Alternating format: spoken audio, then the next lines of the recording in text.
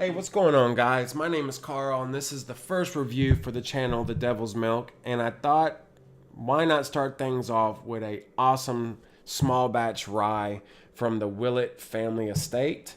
This is a rare release. It's cask strength at 111.2 proof. It's aged 3 years in level 4 charred white oak barrels. The stuff is amazing. The fact that it's only 3 years old, I think, is one of the reasons why its flavors are so intense. It's got a huge spearmint wintergreen flavoring that overpowers, for me, mostly anything else that I can find. In the nose, I did add some water, and it's been sitting here for about 10 minutes, and I'm starting to get a little bit of citrus out of it. I'm starting to pick up a little bit of chocolate, but I mean that mint, the spearmint, the wintergreen. I mean it's just covering everything heavily. This stuff is really great. It's delicious. If you like those kind of flavors, let's see here.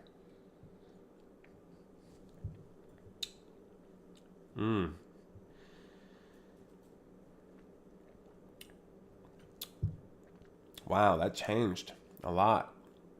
I I never add water to anything when I'm drinking from my collection, but for these videos, I obviously want to add water and see what the changes are.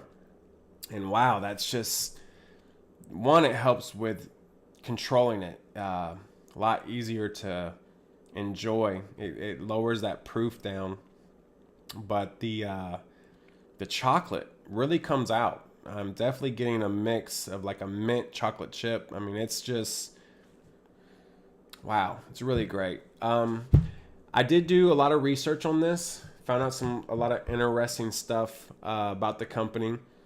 As far as this bottling, I couldn't get a definite answer of what rare release meant. I don't know if it's one time a year or 3 times a year.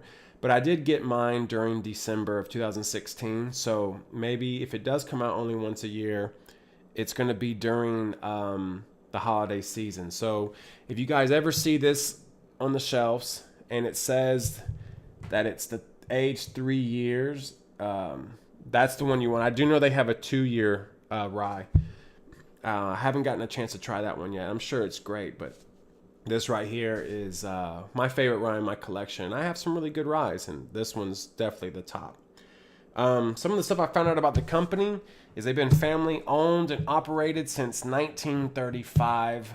They did the original president did pass it down to his son, who name is Thompson, A.L. Thompson Willett. But he made some bad decisions in the 70s and tried to go after some gasoline money. And in the early 80s, when the gas prices went back to normal, he realized he had to shut down. So in 1984, he actually sold to his sister's husband. And this guy's name is Evan Koolsven, and he's from Norway. So it's still in the family. His bloodline now obviously is in charge, and they're running it. But it's still in the Willett family tree. So, that's good that since 1935 they've been able to keep it close, but it's too bad that they had that mistake in the 70s that lost actual control of the company from the Willett name. But some of the other stuff I did find out about them that I thought was pretty interesting was what that guy did from Norway in the 80s was basically turn it into a bottling company. They weren't able to run the facility anymore because they basically lost all their money. And so what he did was just bottle other people's bourbon for them. And slowly he started buying barrels from them to sell as his own. And once he got enough of an income from doing that over the years, he started being able to produce his own bourbons and rye. And as those were aging and the stockpile he had was growing, he became known as the Big Daddy of bourbon and rye bottling. That's what the nickname was. I don't know if that was more of an insult of a nickname or if they were proud of that. I'm not really sure, but they had to do that until 2012. So from 1984 until 2012, they weren't known as the Willett Distillery. They were known as the Kentucky Bourbon Distillery. And basically, they just did everyone else's dirty work, bottled everything up, and took care of all that for other distilleries. But in 2012, they came back. They rejoined the Kentucky Bourbon Association, who A.L. Thompson, before he made his mistake, he actually was the president of. But in 2012, they rejoined the association. They were given the honor as being one of the 8 distilleries known as artisanal. And within that grouping, they were given the highest rank of the level called proof. I didn't do much research in exactly who the other 7 distilleries were, but I did find out that Buffalo Trace decided to pull away from that association, and I don't know if it's because they've become so big, they're so popular they don't need it, or if they just didn't enjoy the politics within the association. I'm not really sure about that, but as far as Willett being back and being strong, they made a full 180 from 1984. It took a while, it took a couple decades, but they're back. They're producing great bourbons, great ryes.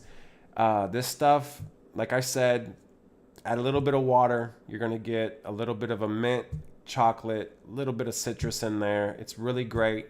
It's $40 where I'm from, $45 or so, depending on where you shop at. I shop at obviously Total Wines, and they have a huge inventory, so I don't know if I get a little bit cheaper than most, but it's definitely worth the money. It's definitely worth putting into your collection. So hopefully I helped make that decision a little bit easier. Hope you guys enjoy the rest of your rye and bourbon adventures, but until the next one here, I'll talk to you guys later.